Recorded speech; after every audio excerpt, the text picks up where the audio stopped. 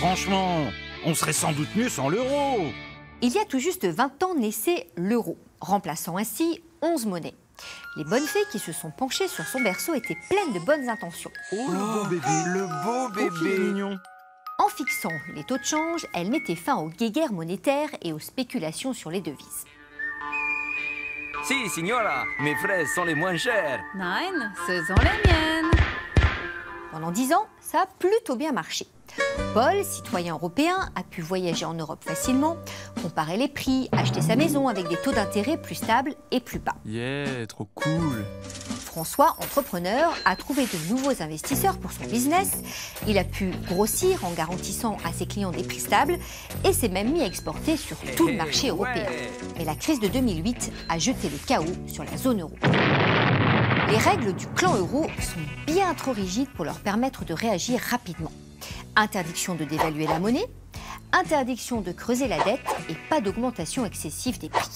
Résultat, quand l'économie va mal, on rentre moins d'argent, on ne peut pas jouer sur la valeur de l'euro, donc pour équilibrer le budget, les gouvernements doivent taxer davantage les salaires et réduire les dépenses publiques. Pour ma retraite, s'il vous plaît.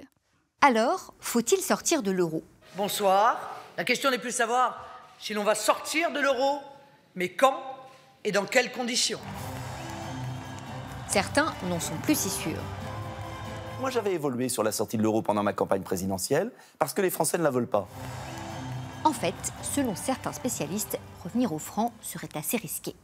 L'Institut Montaigne, par exemple, a calculé que notre monnaie pourrait perdre 15% de sa valeur. Conséquence, Paul devrait payer son essence et son iPhone plus cher, alors que son épargne, elle, vaudrait moins d'argent. Bon, finalement, je prendrai que 5 litres. Il devrait contribuer davantage au remboursement de la dette, qui pourrait exploser, et risquerait peut-être de perdre son emploi s'il y a récession. Quant à François, l'entrepreneur, le retour des frais de change et la dévaluation risqueraient de compliquer son business.